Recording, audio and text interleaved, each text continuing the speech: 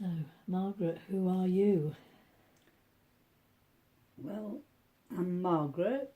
I'm a sister, a friend, a wife of sorts, and a Quaker. And I think the Quaker bit, I wouldn't say I was a very good Quaker, but it's a very important part of my life and influences a lot of what I do, but also a lot of my activities and things are based on being a Quaker and where that leads me. I'm not very good at being silent, really, which people expect Quakers to be silent, and I find it quite difficult to be on my own and to be silent. But that doesn't mean to say I'm not silent inside. And I find myself, it doesn't matter whether I can be anywhere really, and dwelling on things and wondering about things and questioning things. And it doesn't matter how much noise there is going around, I can still reach something inside of me.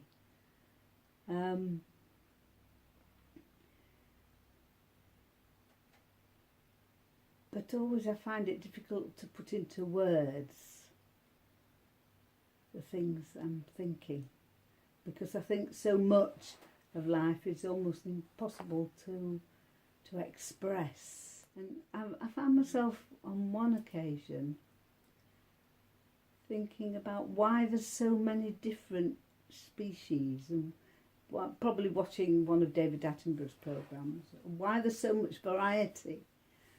And is God an artist and a scientist because of the way things all seem to have a purpose? But that doesn't really say anything. It doesn't say it all. And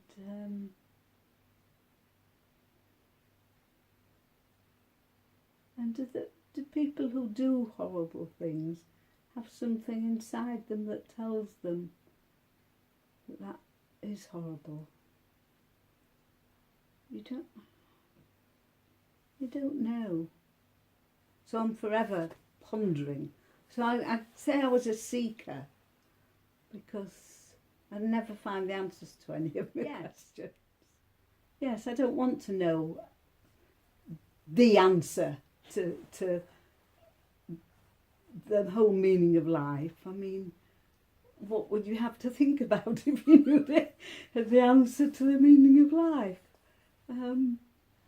It's good to ponder on it. But then I think that people are important, and this is somehow another aspect, and the relationship between people.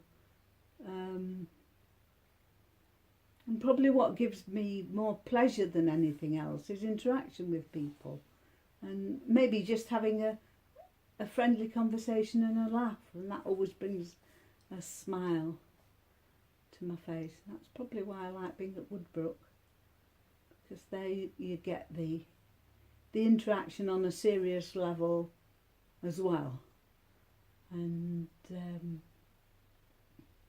things to think about, as well as friends to make.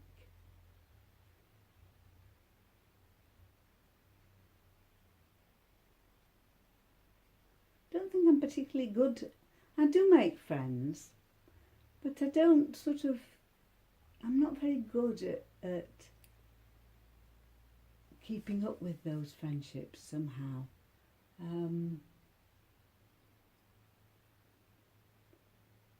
I think I'm not very good at corresponding particularly. And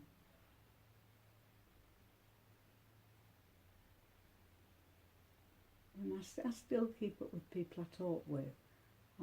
But I'm not, I wouldn't say I've got really close friendships. They tend to be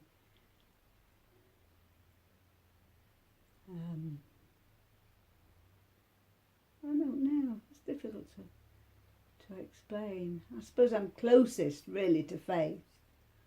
Who is your, what do My you twin see as the sister. most important thing for you? Love, unselfish love, and caring for each other, I think.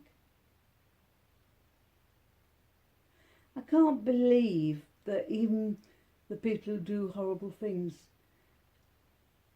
don't have somebody they care for. And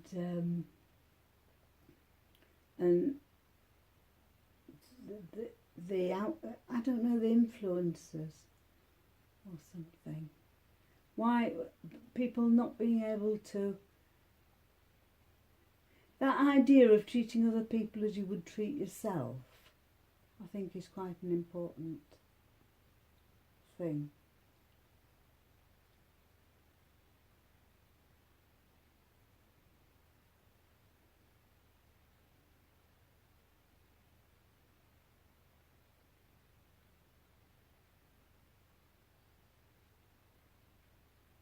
I once had this sort of flash of inspiration, if you like, of the importance of love and how really it did all boil down to love.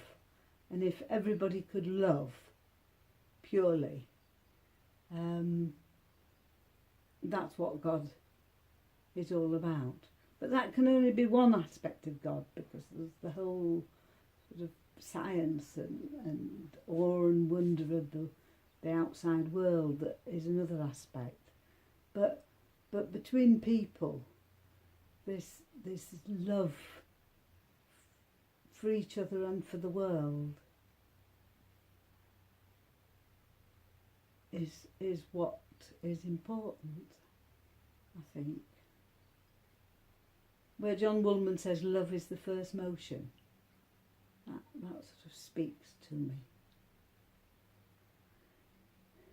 And I mean, I've been reading quite a bit or doing webinars and things on some of the early Quakers, and I find it interesting to see how they approach things.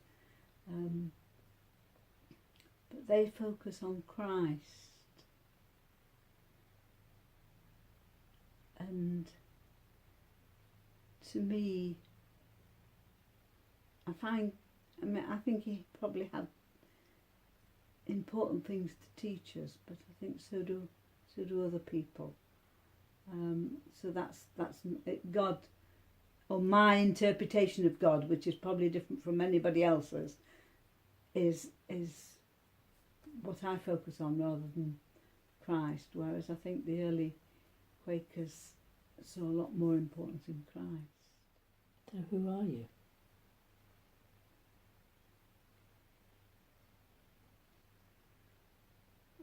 I'm a little girl. I'm an old woman. I can be incredibly selfish and do what I want to do. And maybe Faith gets the brunt of that. I've had an easy life. I mean, I was going to say all the life experiences. And I mean, there are life experiences, but nothing really catastrophic has happened to me. I've just been lucky, I suppose, but I've not had any really marvellous experiences as well, in a way. But I've had a happy, sort of jolly life, really. Because you've been a Quaker all your life. Yeah, virtually. Yeah. And brought up in a family that were Quaker. And was the silence part of your home life? Not really, no. No, Mum and Dad weren't silent people at all. And I think the the pacifist side of Quakerism was what drew them more, and the rejecting of formal religion rather than the silence. We didn't have silence at meals at all, which I mean I know a lot of Quakers do. And we didn't have much silence in the home. And I'm not sure Mum and Dad really spoke much about what they believed.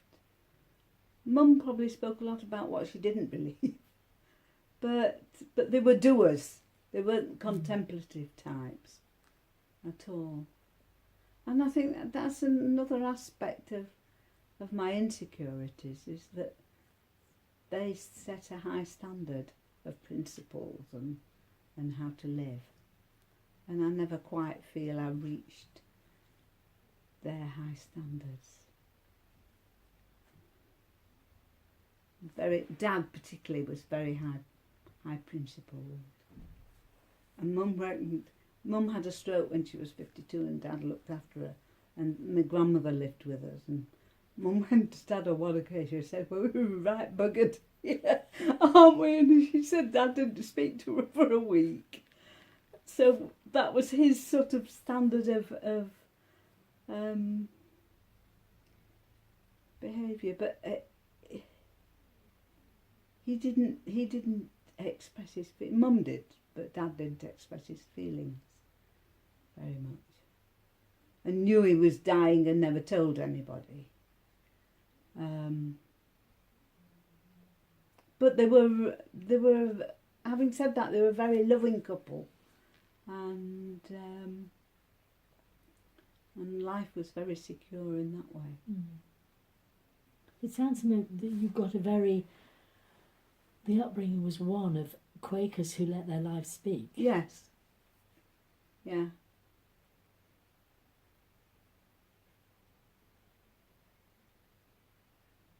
Because that's an important part of being Quaker. And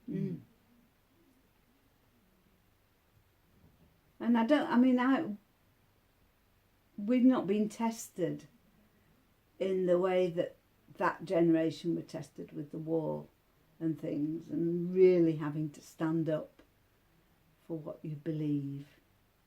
And I find it in a conflict situation, I retire rather than, even if it's within the Quaker meeting, I sort of take a back seat, and I don't want to take sides ever, and I don't like conflict. If I'm listening to it on the radio, you know, an interviewer being a bit harsh, I turn off. I don't like it at all. And I'm not sure I don't think that is a good thing particularly. I think you have to face conflict sometimes to get things sorted out properly. But let somebody else do it if I can. You've been very honest about. Yeah, I think that's come in later years. I think at one time I wouldn't have been as honest or been able to talk about it as much as and I think to some extent DFM helps with that. I don't know why, but I think it's made me sort of try and talk about things more than I would have done.